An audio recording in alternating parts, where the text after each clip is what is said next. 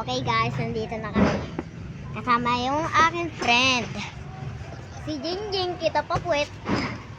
Paglawangan na. Hello, ito pala yun. Umaangkit nga pala kami sa mga, nandito nga pala kami sa mga Sa bodega. Pakita mo naman. Ayan guys, bodega. May mga siya guys. May mga soft drinks. O kaya tubig.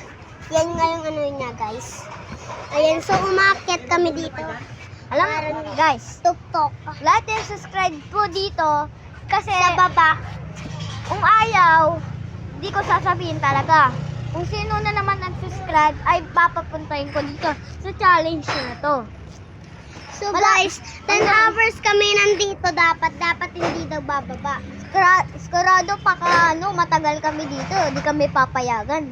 Kaya nga guys, matutulog pa kami dito guys. Alam mo ano tong lugar?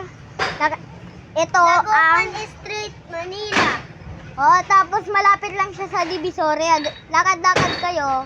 Meron kayong makikitang... Malapit din siya sa 168. Oh, dito lang siya. Oh. Ayun oh, meron kayong makikita. Pag nag-aaral kami, malapit lang yung namin, school. Ito lang siya guys oh. Nandun lang po siya. Tapos may nakasulat po siyang Coke. Parang pero may babae doon. So, Tapos- tingnan nyo guys, videoan mo ko.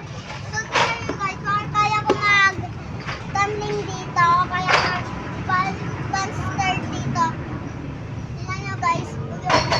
May dumaan. May dumaan dito guys na jeep. Kasi malapit lang siya sa may parking. Guys, tingnan nyo, kaya kong umakyat na parang unggoy na pag-akyat. Okay. Okay. Ayan na siya.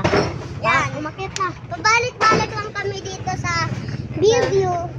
Eh, di ko alam Sana i-subscribe nyo kami dito. Sorry Sa guys. baba lang, link. Sorry guys nawala kasi. Napatay ko eh. Pero like and subscribe din doon. E-edit ko lang talaga siya. Pero pagkita nyo, ewan nyo, kasi ito lang naman daan niya, no? May gate siya. Tapos may tao pa.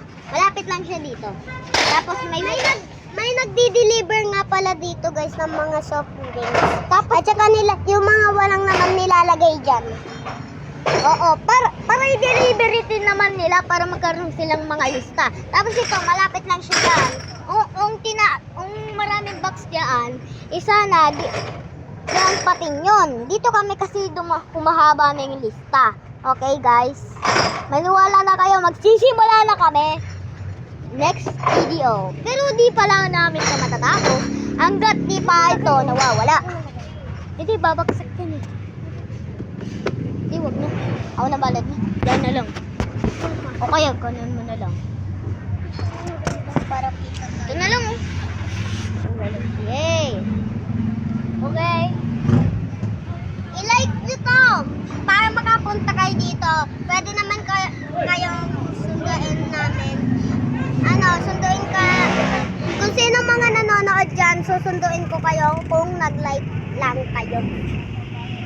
Guys, like and subscribe dito kasi i-comment nyo kung saan tayo nakatira, Divisoria o kaya sa Chinese visit.